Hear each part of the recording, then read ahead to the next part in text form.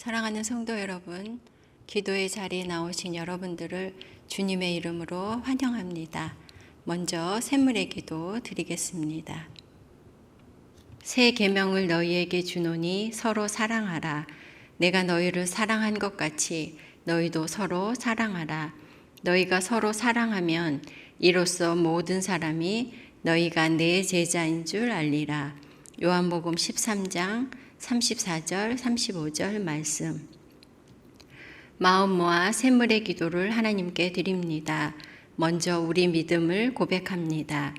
주께서 심지가 견고한 자를 평강하고 평강하도록 지키시리니 이는 그가 주를 신뢰함이니이다. 아멘. 날마다 우리를 지키시는 하나님, 오늘도 주를 더욱 신뢰하며 나아가게 하여 주옵소서. 걱정, 염려 사라지고 오직 주의 평강으로 채우시고 우리를 지켜 주옵소서. 교회와 예배를 위해 기도합니다.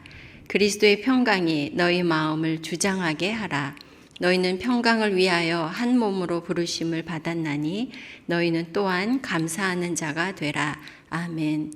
교회를 한 몸으로 부르신 하나님, 함께 모여 예배하며 기도하기에 힘쓰는 거룩한 공동체 되게 하소서. 예배를 사모하며 예배의 기쁨을 누리며 주의 임재를 경험하는 예배 되게 하옵소서. 목장을 위해 기도합니다. 평강의 주께서 친히 때마다 일마다 너희에게 평강을 주시고 주께서 너희 모든 사람과 함께 하시기를 원하노라. 아멘. 우리에게 평강 주시기를 원하시는 하나님, 목장 안에 하나된 마음을 주시고 서로를 위해 기도의 분량을 채우며 사랑의 수고를 통해 하나님 나라를 경험하는 귀한 공동체 되게 하옵소서. 단기 봉사를 위해 기도합니다. 예수께서 또 이르시되 너희에게 평강이 있을지어다. 아버지께서 나를 보내신 것 같이 나도 너희를 보내노라. 아멘. 하나님 아버지, 다시 재개하는 단기 봉사를 축복하여 주옵소서. 모든 지체들이 건강하고 안전하게 다녀오게 하시고 각 팀의 모든 일정 속에 하나님의 세밀한 인도하심을 경험하게 하옵소서. 주일학교 여름사역을 위해 기도합니다. 너희는 내게 배우고 받고 듣고 본 바를 행하라. 그리하면 평강의 하나님이 너희와 함께 계시리라. 아멘. 하나님 아버지, 다음 세대들이 주일학교 여름사역을 통해 주의 말씀을 잘 배우고 행하는 자들 되게 하시고 하나님을 인격적으로 만나는 귀한 시간 되게 하옵소서.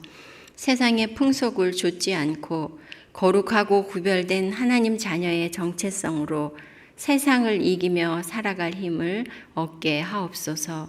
준비하고 진행하는 모든 손길 위에 주의 큰 은혜 내려 주옵소서. 오늘도 우리를 주의 뜻대로 인도하여 주시기를 원하오며 예수님의 이름으로 기도합니다. 아멘. 함께 나눌 말씀은 역대상 2장 25절에서 55절 말씀입니다.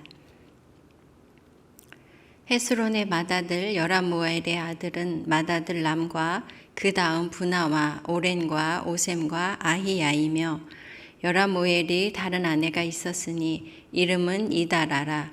그는 오남의 어머니더라. 여라무엘의 맏아들 람의 아들은 마하스와 야민과 에게리요. 오남의 아들들은 삼메와 야다요. 삼메의 아들은 나답과 아비술이며 아비술의 아내의 이름은 아비하일이라. 아비하일이 아반과 몰릿을 그에게 낳아주었으며 나답의 아들들은 셀렛과 아빠임이라. 셀렛은 아들이 없이 죽었고 아빠임의 아들은 이시요. 이시의 아들은 세산이요. 세산의 아들은 알레요. 삼메의 아우 야다의 아들들은 예델과 요나단이라. 예델은 아들이 없이 죽었고 요나단의 아들들은 벨렉과 사사라. 여라무엘의 자손은 이러하며 세산은 아들이 없고 딸뿐이라. 그에게 야르하라 하는 애굽 종이 있으므로 세산이 딸을 그 종 야르하에게 주어 아내를 삼게 하였더니 그가 그로 말미암아 앗대를 낳고 아떼는 나단을 낳고 나단은 사밧을 낳고 사밧은 에블라를 낳고 에블랄은 오벳을 낳고 오벳은 예후를 낳고 예후는 아사랴를 낳고 아사랴는 헬레스를 낳고 헬레스는 엘르아사를 낳고 엘르아사는 시스메를 낳고 시스메는 살룸을 낳고 살룸은 여가미아를 낳고 여가미아는 엘리사마를 낳았더라. 여라무엘의 아우 갈렙의 아들 곧 마다들은 메사이니 십의 아버지요 그 아들은 마레산이 헤브론의 아버지이며 헤브론의 아들들은 고라와 답보아와 레겜과 세마라. 세마는 라함을 낳았으니 라함은 요루 그암의 아버지이며 레겜은 삼매를 낳았고 삼매의 아들은 마온이라. 마온은 벳술의 아버지이며 갈렙의 소실 에바는 하란과 모사와 가세스를 낳고 하란은 가세스를 낳았으며 야데의 아들은 레겜과 요단과 게산과 벨렉과 에바와 사압이며 갈렙의 소실 마아가는 세벨과 디르하나를 낳았고 또 만만나의 아버지 사압을 낳았고 또 막베나와 기브아의 아버지 스와를 낳았으며 갈렙의 딸은 악사더라. 갈렙의 자손 곧 에브라다의 맏아들 훌의 아들은 이러하니 기랏 여아림의 아버지 소발과 베들레헴의 아버지 살마와 벳가델의 아버지 하렙이라. 기럇 여아림의 아버지 소발의 자손은 하로에와 문누훗 사람의 절반이니 기럇 여아림 족속들은 이델 종족과 붓 종족과 수맛 종족과 미스라 종족이라.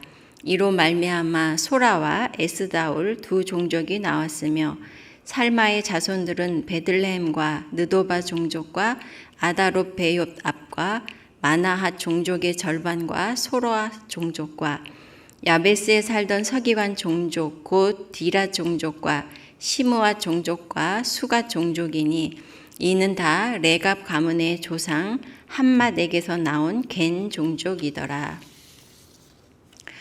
오늘 함께 나눌 말씀의 제목은 유다의 족보가 들려주는 메시지입니다. 역대기서는 바벨론의 포로에서 돌아온 이스라엘 백성들이 정체성을 회복하기 위해서 기록했다고 말씀할 수 있습니다. 이스라엘의 역사를 회고하며 포로 이전의 이스라엘과의 연속성을 강조하고 하나님과의 관계 회복을 목적으로 하고 있습니다. 그런데 역대기서의 역사 서술은 족보를 중심으로 기록하고 있습니다. 그래서 족보가 1장에서 9장에 이르기까지 나오고 있습니다. 오늘 본문도 유다 지파의 족보가 2장에서 계속 이어지고 있습니다. 그러면 하나님께서 역대기서의 족보, 특히 유다의 족보를 통해서 우리에게 무엇을 말씀하시는 것일까요? 그것을 오늘 본문을 중심으로 나누고자 합니다. 유다의 족보가 주는 메시지, 첫째는 하나님이 우리를 아신다입니다. 역대기서의 족보에 기록된 이름들은 하나님께서 그들을 알고 그들을 기억하신다는 의미입니다. 바벨론 포로에서 돌아온 이스라엘 백성들은 하나님은 아직도 우리에게 관심이 있으신가? 하나님의 말씀과 약속들은 아직도 우리에게 의미가 있는가? 혹은 유효한가 하는 질문들을 가지고 있었습니다. 역대기서는 이러한 질문에 답하기 위해서 족보를 기록하였습니다. 그런데 그 역사적인 그 족보 기록을 보면 망원경적인 시각과 현미경적인 두 가지의 관점에서 기록하고 있는 것을 볼 수가 있습니다. 망원경적인 시각에서의 족보는 1장에 나오는 아담부터 족장까지의 그 대부분 대표자의 이름만 기록하고 있는 그런 형식이죠. 그런가 하면 유다의 족보는 유다의 아들 중 베레스, 그리고 베레스의 아들 중 헤스론, 그리고 헤스론의 두 아들 여라무엘과 갈렙을 두 기둥으로 해서 그들의 족보를 매우 상세하게 기록하고 있습니다. 그런데 오늘 본문 25절에서 41절까지 나오는 여람모엘의 그 족보에 등장하는 이름들은 크게 비중이 있어 보이지 않는 사람들입니다. 이 족보는 이곳에서만 등장하고 성경 어디에서도 찾아볼 수 없는 족보입니다. 그러니까 이들의 이름은 이곳에만 기록이 되어 있지 다른 곳에서 이들에 대한 정보를 우리는 얻을 수가 없는 것이죠. 따라서 우리는 단지 이들의 이름만 알 수 있을 뿐입니다. 그러니 그 누구도 이들에게 주목하지 않고 또 그 이름들을 기억하는 사람도 없을 것이라는 것이죠. 그런데도 왜 역대기서는 이들의 이름을 기록했을까요? 그 이유는 하나님께서 이들을 알고 계신다. 하나님께서 이들을 기억하신다는 의미를 나타내기 위해서인 것입니다. 성도 여러분, 여러분 중에도 혹시 하나님께서 나에게 무관심하다고 생각하시거나 그래서 하나님과의 관계가 서먹하신 분이 계시지는 않습니까? 그러나 우리의 느낌이나 우리의 생각이 어떠하든지 상관없이 하나님께서는 우리 모두를, 저와 여러분을 알고 계시다는 것입니다. 하나님께서 나를 잘 아십니다. 왜냐하면 하나님께서 나를 창조하셨고 내 삶의 목적을 주셨기 때문에 하나님께서는 그 누구보다 나 자신보다도 나를 더 잘 아시고 나를 기억하십니다. 따라서 내 이름을 하나님께서 기억하시는 이름이라는 것이죠. 하나님이 기억하시는 이름, 거기에 저와 여러분의 존재의 의미가 있는 것입니다. 유다의 족보가 주는 메시지 두 번째는 하나님이 우리의 삶을 주목하신다는 것입니다. 역대기서는 유다 지파의 족보에 무게를 두고 많은 분량으로 기록을 하고 있습니다. 하나님께서 유다 지파의 헌신을 눈여겨보시고 귀하게 여기시기 때문입니다. 이스라엘의 12지파를 구성하는 야곱의 12아들들은 장남이 르우벤이고 그 다음이 시므온, 그리고 레위, 그리고 네 번째가 바로 유다입니다. 그럼에도 역대기서는 유다 지파의 족보를 가장 먼저 기록하고 또 가장 상세하게 기록하고 있습니다. 그 이유는 유다 지파의 중심에 다윗이 있기 때문인 것이죠. 다윗은 누구보다 하나님을 사랑하고 하나님 말씀에 순종하고 그 말씀에 헌신한 사람입니다. 그렇기에 하나님께서 다윗과 그 아들 솔로몬에게 성전을 짓는 것을 허락하셨고 다윗을 이스라엘을 대표하는 이상적인 왕으로 삼아 주셨습니다. 또한 다윗의 후손으로 예수 그리스도를 보내주셨습니다. 유다 지파에게 하나님의 구원 역사의 중심 무대가 되는 역할을 감당하게 하신 것이죠.